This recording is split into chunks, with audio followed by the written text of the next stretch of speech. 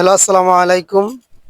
নরসিংদীর ঘটনাটাকে নিয়ে আমি কথা বলতে চাইছিলাম না, তারপরেও আসছি। দেখেন, ওই নরসিংদীর ঘটনাকে নিয়ে কিছু মূর্খ মা বাবার কিছু মূর্খ সন্তানরা মানে একদম হুজুরদেরকে ধুয়ে দিচ্ছে। আমি সেই বিষয়টা নিয়ে কথা বলবো। দেখেন, আমার হাতে ব্যথা পাইছি। এই ব্যথাটা কিন্তু আমার এক ছাত্র দিছে। এক ছাত্র বললে ভুল হবে, দুই চারজনে মিলেই একটু দুষ্টামি করছে। আমি দরজার পাশে হাত রেখে একজন গার্ডিয়ানের সাথে তার সাথে কথা বলতেছি।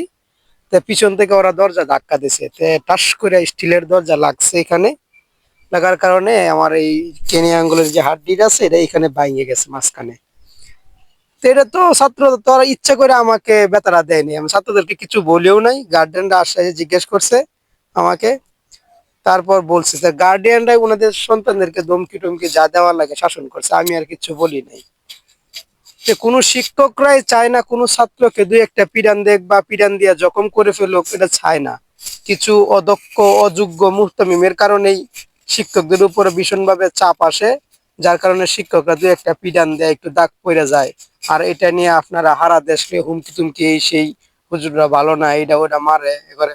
মানে আমার ছাত্ররা যে আমাকে ব্যথা দিয়ে হাত ভেঙে ফেলছে, আমার কতগুলা টাকা গেল সরকারি হসপিটালে, আমি চিকিৎসা নিছি, তারপরে অনেকগুলা টাকা গেছে, সেটার কি হবে? যে সেটা বড় কথা না।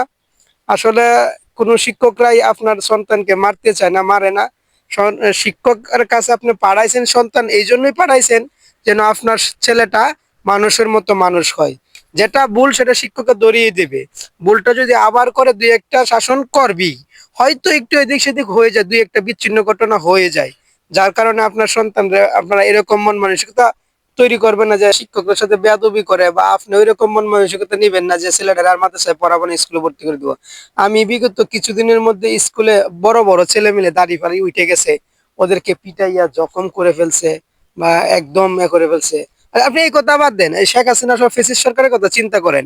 এই যে ছোট ছোট ছেলে ফেলে ইন্টারে সেকেন্ড ইয়ারে ফার্স্ট ইয়ারে পড়ে বা মাস্টার্সে পড়তেছে, এই ছেলে ফেলে কত আপনার 1500 অধিক ছেলে পেলে মেরে ফেলছে।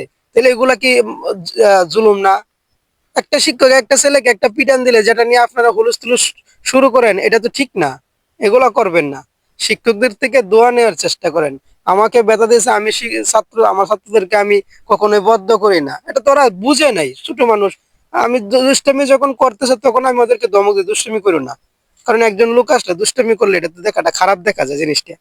তা আপনাদের কাছে এই আহ্বানটা থাকবে, হুজুরদেরকে, মাদ্রাসার হুজুরদেরকে আপনারা অন্য চোখে দেখবেন। আর কিছু হইলেই ওরা জঙ্গি হয়ে গেল, এটা কোনো কথা হইলো?